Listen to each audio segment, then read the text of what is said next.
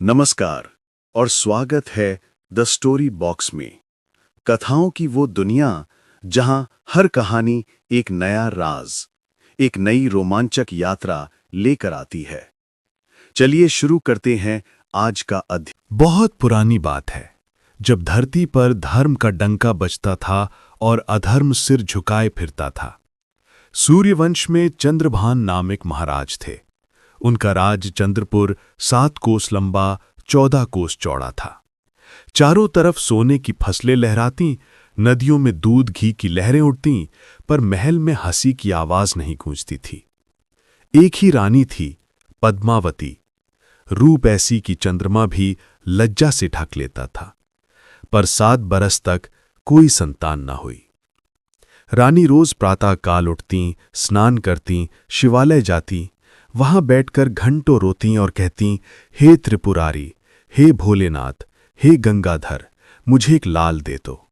चाहे वो मनुष्य बने या पशु, चाहे पक्षी बने या कीड़ा, मैं उसे ममता से पालूंगी। मेरी कोख सूनी है, इसे भर दो प्रभु। ऐसा 7 साल तक चलता रहा। लोग कहने लगे कि रानी को कोई श्राप लगा है, पर रानी नहीं मानी। आखिर श्रावण मास की अमावस्या आई।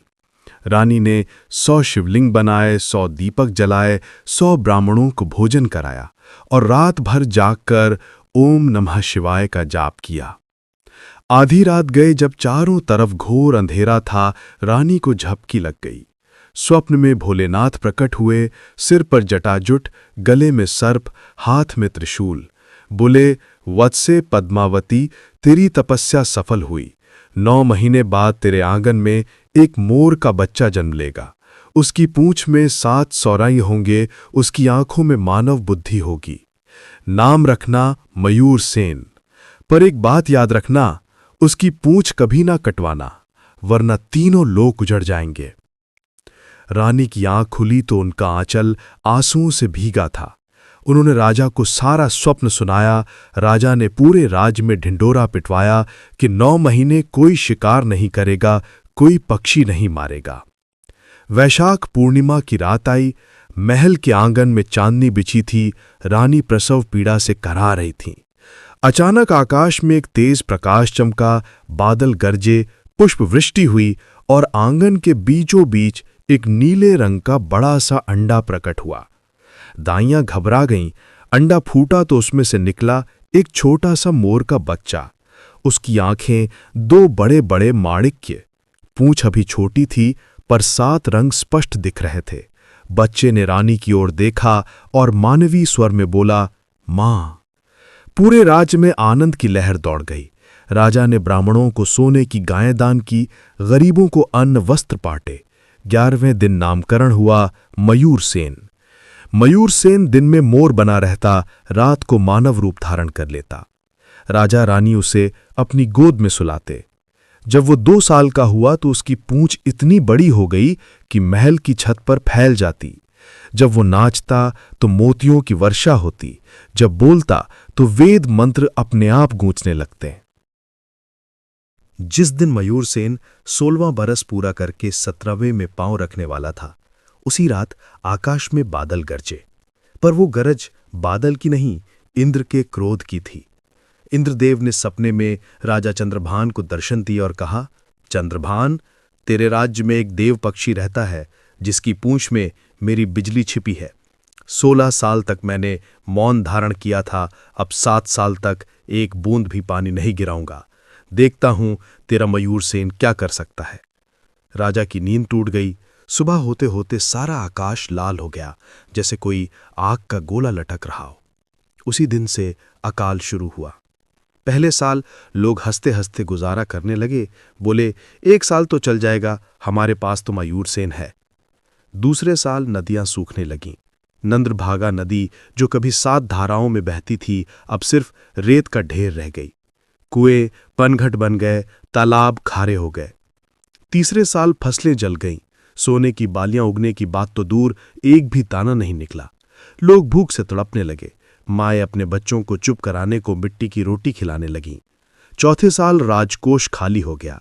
जो सोना मयूर सेन की पूंछ से कभी बरसता था, वो अब बरसना बंद हो गया था। मयूर सेन उदास रहने लगा, उसकी पूंछ के रंग फीके पड़ने लगे। वो रात रात भर छत पर बैठा आकाश को ताकता और कहता, हे इंद्रदेव, जो अपराध हुआ हो मुझे सजा देना, प्रजा को क्यों मार रहे हो। 5वें साल मृत्यु नाचने लगी। गांव के गांव खाली हो गए। लोग चंद्रपुर छोड़कर दूसरे राज्यों की ओर पलायन करने लगे। राजा चंद्रभान दिन रात यज्ञ करते, हवन करते, पर बादल नहीं पिघलते थे। रानी पद्मावती की आंखें सूज गईं। छोटी राजकुमारी चंद्रकला, जो अभी 8 साल की थी, भी भूख से कमजोर हो गई थी, पर फिर भी वो मयूर सेन के पास जाकर कहती, भैया तुम उदास मत हो, मैं तुम्हारे लिए रोज फूल चुनकर लाऊंगी। 6ठा साल आया तो हालत ऐसी हो गई कि महल के बाहर लाशें सड़क पर पड़ी रहती। गिद्ध और कौवे राजा के द्वार तक आने लगे। एक दिन राजा ने सभा बुलाई। सारे मंत्री, सेनापति, पुरोहित इकट्ठे हुए। राजा ने माथे पर हाथ रखकर कहा, हे प्रजाजनों, अब एक ही सहारा है, मयूर सेन। वो कुछ कर सकता है तो करे। 7वां साल शुरू होने से एक रात पहले की बात है। पूरे राज्य में सिर्फ 1 मुट्ठी अनाज बचा था। राजा रानी ने वो अनाज भी मयूर सेन के सामने रख दिया और बोले, बेटा अब तू ही कुछ कर। हमने 7 साल इंतजार किया, अब प्रजा एक दिन भी जीवित नहीं रह सकती। मयूर सेन चुपचाप उठा। उसने अपना मयूर रूप धारण किया। उस रात अमावस्या थी। आकाश में एक तारा भी नहीं था। वो महल की सबसे ऊंची छत पर गया। उसकी पूंछ 7 साल में और भी बड़ी और भी चमकदार हो गई थी, पर रंग कुछ मलिन थे। उसने धीरे धीरे पूंछ फैलाई। पहले तो कुछ नहीं हुआ, हवा भी थम गई। फिर उसने अपना गला खोला और ऐसा स्वर निकाला कि 7 लोग कांप उठे। वो स्वर था ओम का नाद। फिर उसने पूंछ को पूरी ताकत से हिलाया। हर पर से एक एक बूंद गिरी। वो बूंदें हवा में सोने के सिक्के बन गईं। 1, 10, 100, 1000, लाख, करोड़। रात भर बरसते रहे सोने के सिक्के। सुबह तक पूरा चंद्रपुर, 7 कोस तक का मैदान सोने से पट गया। सिक्कों की चमक से रात भी दिन बन गई। लोग बाहर निकले तो देखा जहां तक नजर जाए सोना ही सोना। कोई सिक्का छोटा नहीं था, सब मोहरें 1 तोले की। लोग दंग रह गए। जो मरने को थे वे दौड़ने लगे, जो रो रहे थे वो हंसने लगे। मयूर सेन छत पर खड़ा थक कर गिर पड़ा। उसकी पूंछ फिर से फीकी पड़ गई। रानी राजा दौड़कर आए। मयूर सेन ने मानव रूप लिया और बोला, पिताजी ये सोना 7 दिन तक रहेगा। 7 दिन में जितना अनाज खरीद सकते हो खरीद लो।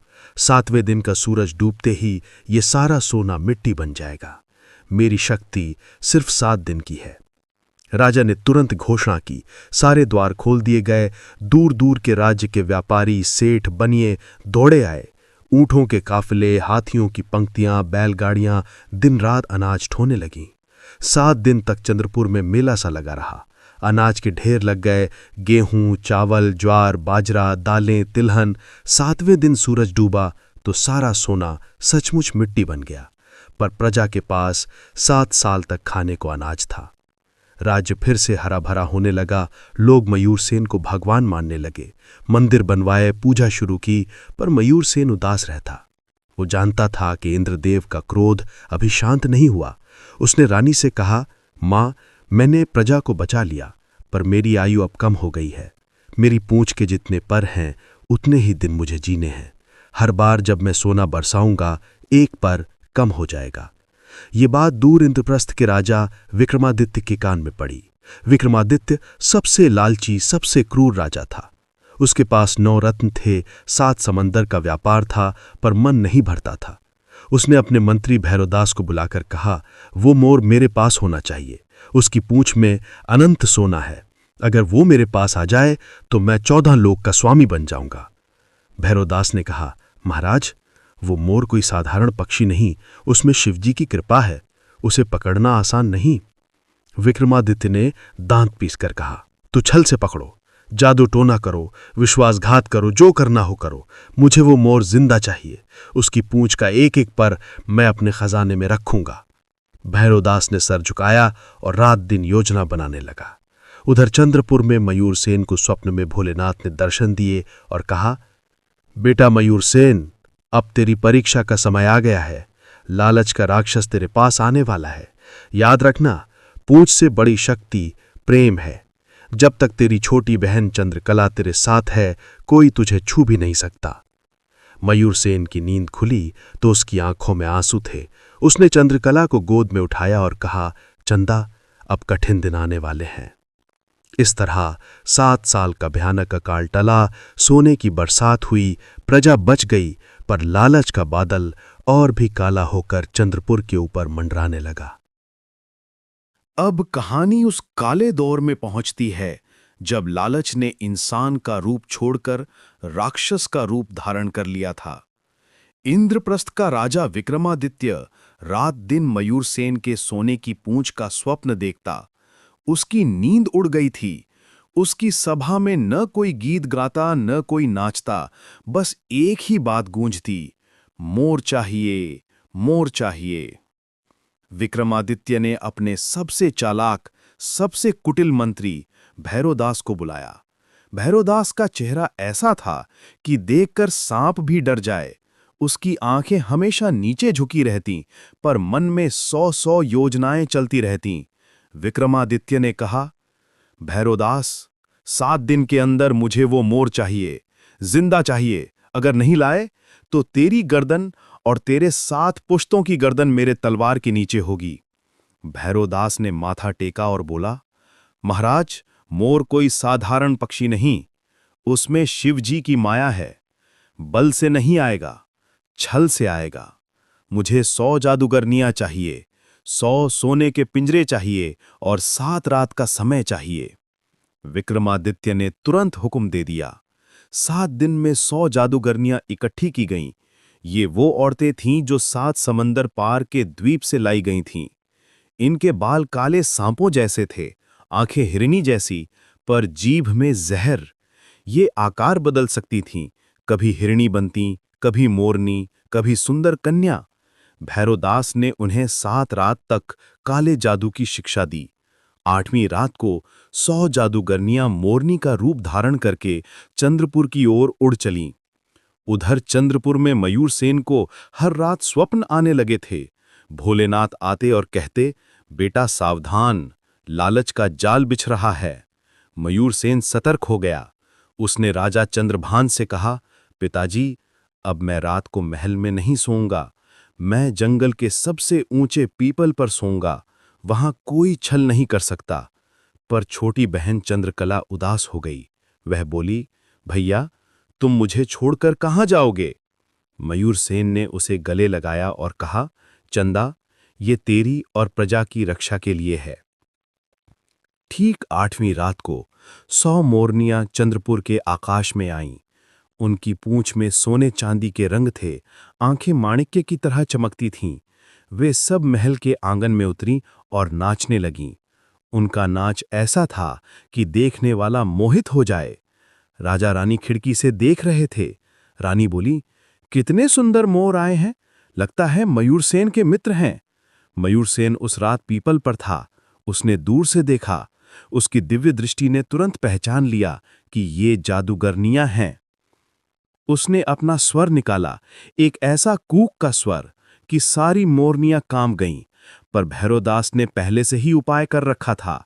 हर मोरनी के गले में एक काला मंत्र का ताबीज बंधा था, जो मयूरसेन के स्वर को रोक देता था। मयूरसेन समझ गया कि अब छल बड़ा है।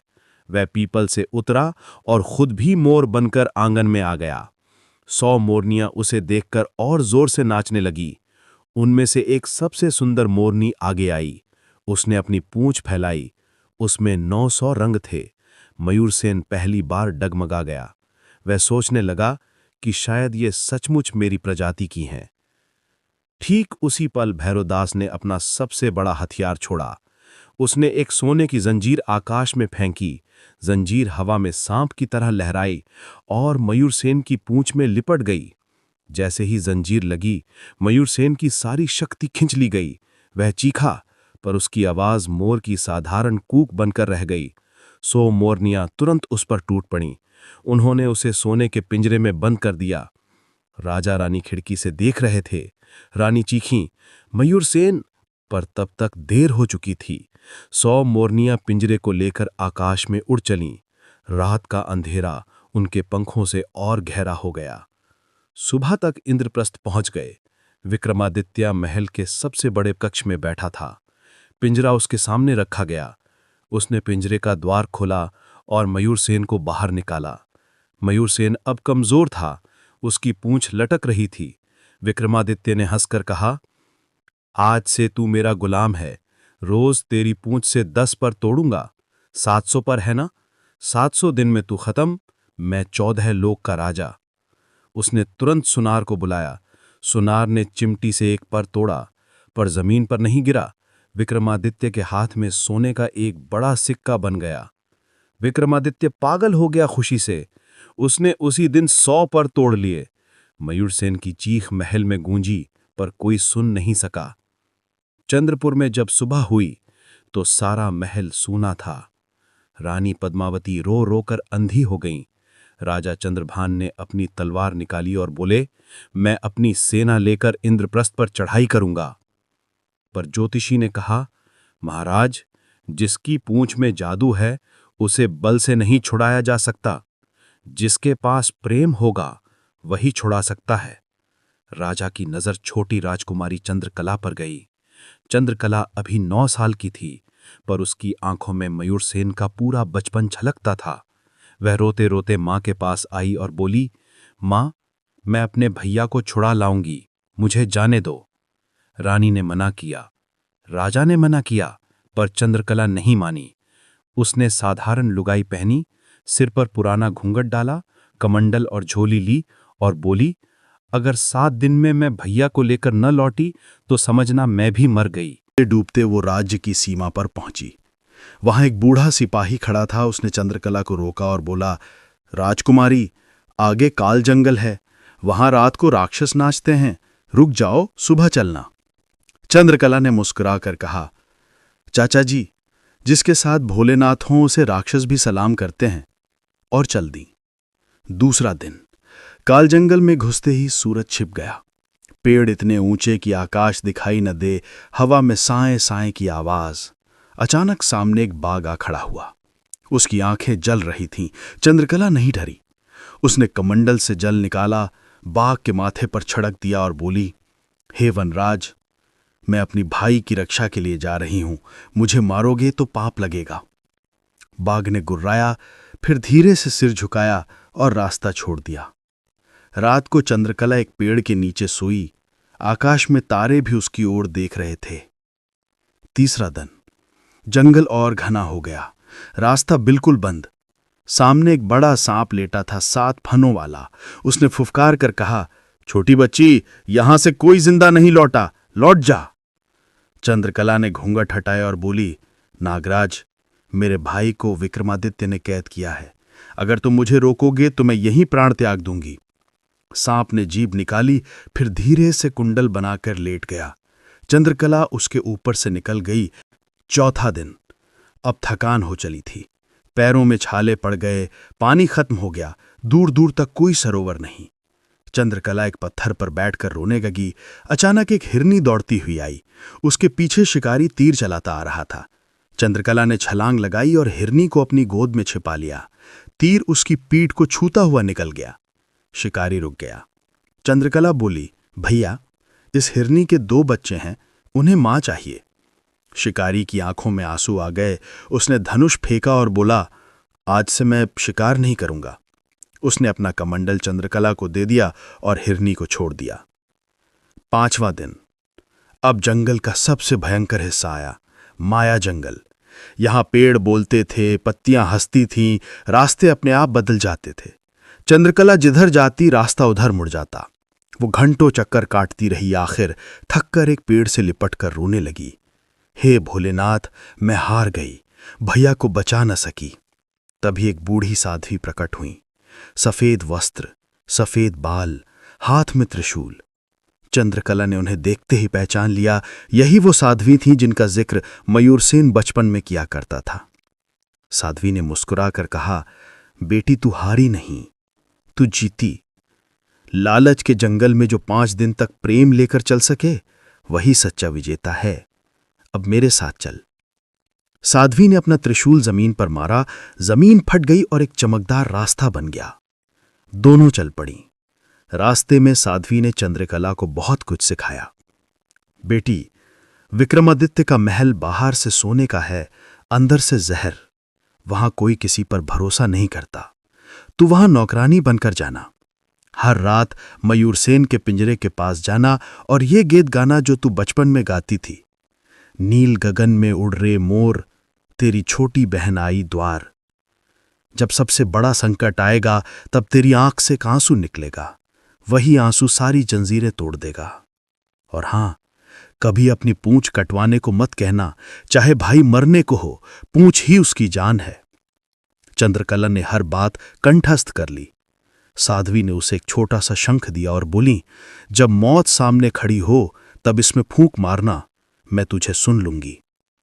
छठा दिन, सूर्योदय होते होते दोनों माया जंगल के बाहर निकल आए। सामने इंद्रप्रस्थ का सोने का महल चमक रहा था।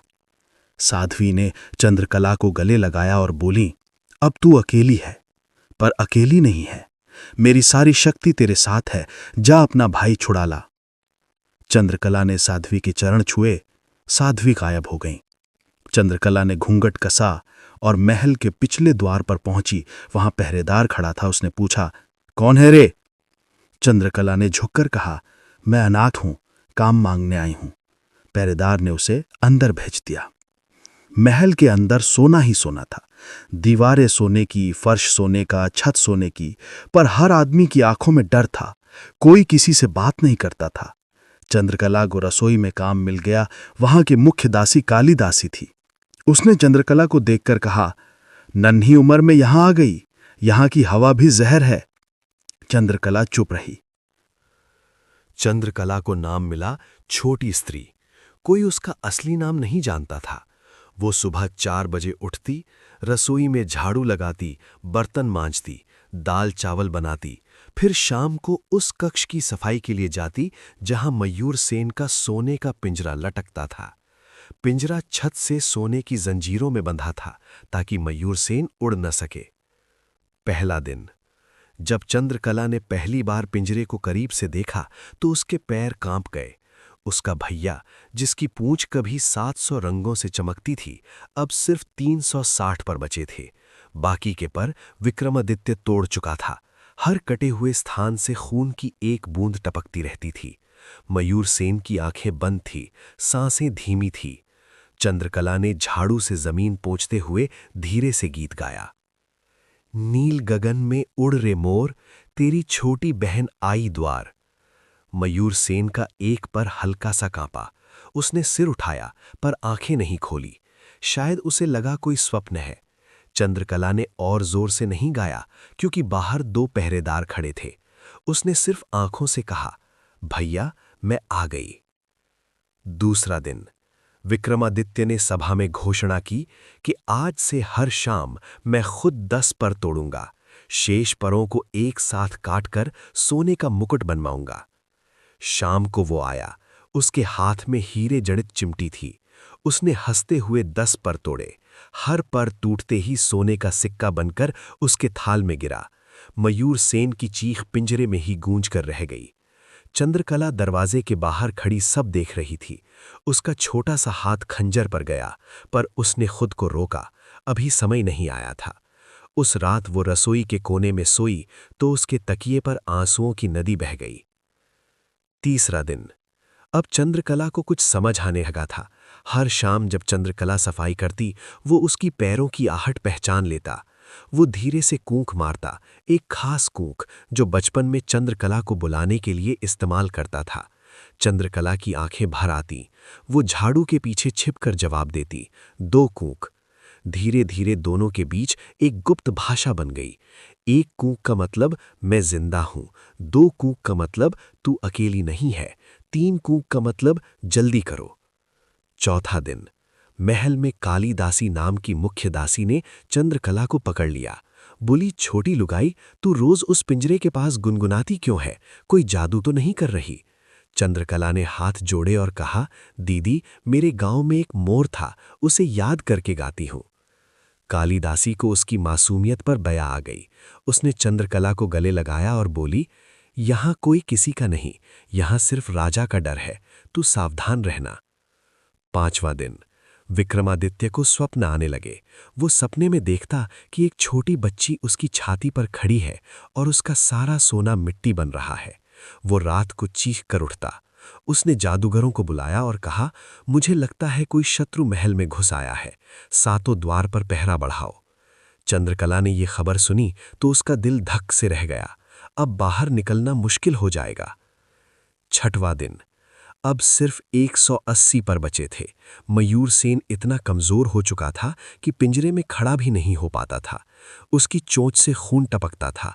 चंद्रकला ने रात को रसोई से थोड़ा दूध चुराया और पिंजरे के नीचे रख दिया। मयूर सेन ने चोंच से दूध पिया और पहली बार आंखें खोलीं। उसने चंद्रकला को देखा। दोनों की नजरें मिली।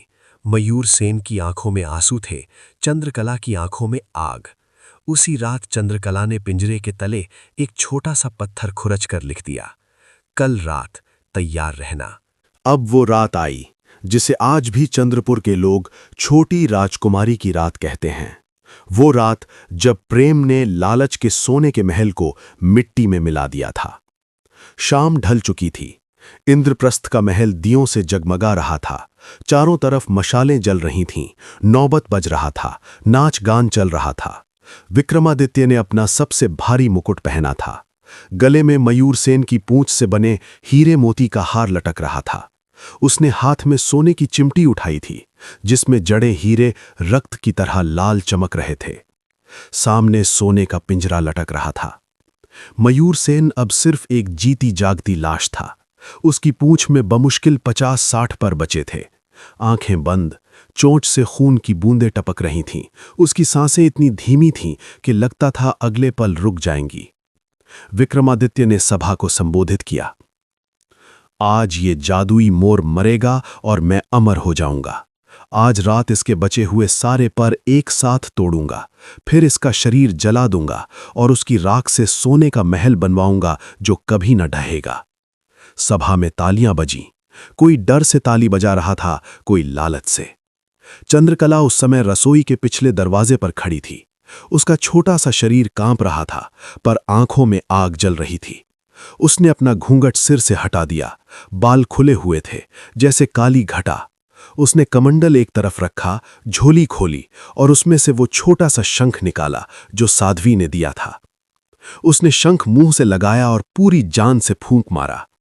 ध्वनि नहीं, जैसे सातों लोग कांप उठे। महल की छत हिली। सोने की जंजीरें पिघलने लगीं। दीवारों में दरारें पड़ने लगीं। बाहर आकाश में काली घटाएं घिराईं। बिजली कड़की, बादल गरजे। सबसे पहले साध्वी का विशाल रूप प्रकट हुआ। सफेद वस्त्र, जटाएं उड़ रही थीं। त्रिशूल से बिजली निकल रही थी। उनका एक हाथ आशीर्वाद की मुद्रा में था, दूसरा त्रिशूल विक्रमादित्य की ओर तना हुआ। विक्रमादित्य चिमटी हाथ से गिराकर पीछे हटा। उसका मुकुट सिर से खिसक गया। ये कौन है? वो चीखा। चंद्रकला उस समय दौड़ती हुई सभा में घुस आई। उसके पैर छोटे थे, पर हर कदम में 7 समंदर की ताकत थी। उसने सभा के बीचों बीच छलांग लगाई और पिंजरे के सामने खड़ी हो गई। उसने दोनों हाथ जोड़े और पूरी सभा को देखकर कहा, जिसने मेरे भाई को छुआ है उसका आज अंत है। विक्रमादित्य ने तलवार निकाली और चीखा, पकड़ो इस बच्ची को। पर कोई सैनिक आगे नहीं बढ़ा। सबके पैर जमीन में धंस गए थे। साध्वी ने त्रिशूल घुमाया और सारी तलवारें हवा में उड़कर टूट गईं। चंद्रकला ने पिंजरे का ताला तोड़ा। लोहे का ताला जैसे मक्खन हो गया। उसने दोनों हाथों से मयूर सेन को गोद में उठा लिया। मयूर सेन का वजन अब एक पंख जितना रह गया था। वो रोते हुए बोली, भैया आंख खोलो, तेरी चंदा आ गई। अब कोई तुझे छू भी नहीं सकता।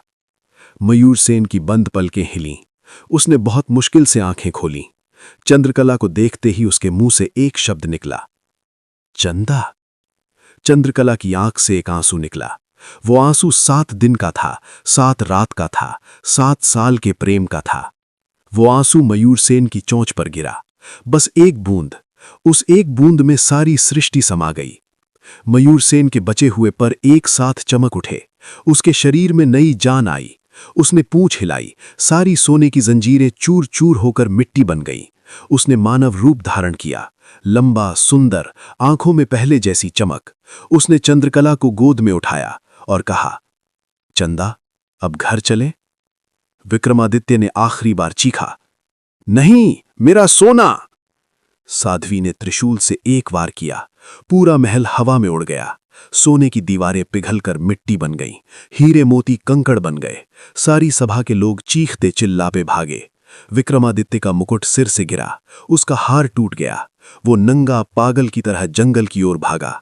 पीछे से साध्वी की आवाज गूंजी, लालच का अंत यही है। मयूर सेन ने चंद्रकला को कंधे कर बिठाया और खुली खिड़की से उड़ चला। आकाश में बादल हट गए, पूरा चांद निकल आया। उसकी चांदनी में मयूर सेन की पूंछ फिर से 700 रंगों से चमकने लगी। दोनों भाई बहन उड़ते रहे। नीचे नदियां, जंगल, पहाड़ सब गुजरते गए। रास्ते में साध्वी फिर प्रकट हुई। उन्होंने मयूर सेन से कहा, बेटा, तेरी पूंछ अब पहले से भी ज्यादा शक्तिशाली हो गई है, पर याद रखना, यह शक्ति सिर्फ प्रेम के लिए है, लालच के लिए नहीं। मयूर सेन ने सिर झुकाया। साध्वी ने चंद्रकला के माथे पर हाथ फेरा और बोली, बेटी, तूने सिद्ध कर दिया कि दुनिया में सबसे बड़ी ताकत मां का आंचल नहीं, छोटी बहन का प्रेम है।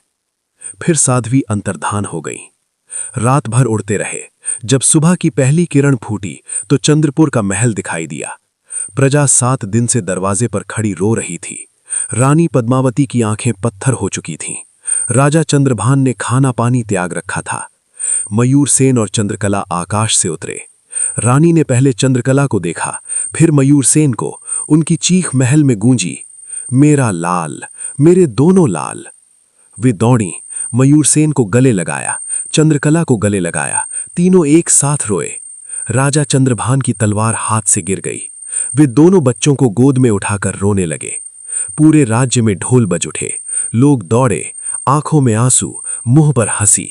मयूर सेन ने अपनी पूंछ फैलाई, उससे फिर सोने की बरसात हुई, पर इस बार सोना नहीं, फूल बरसे। गुलाब, चमेली, कमल, सारा चंद्रपुर फूलों से पट गया। उस दिन से चंद्रपुर में हर साल वैशाख पूर्णिमा को भाई बहन का मेला लगने लगा। लोग एक दूसरे को फूलों की माला पहनाते, राखी बांधते और ये गीत गाते, नील गगन में उड़ रे मोर, तेरी छोटी बहन आई द्वार। 7 समंदर 7 पहाड़ पार, प्रेम से बड़ा न कोई संसार। और जब भी आकाश में 7 रंगों का इंद्रधनुष दिखता, लोग कहते, देखो, मयूर सेन अपनी चंदा को याद करके मुस्कुरा रहा है।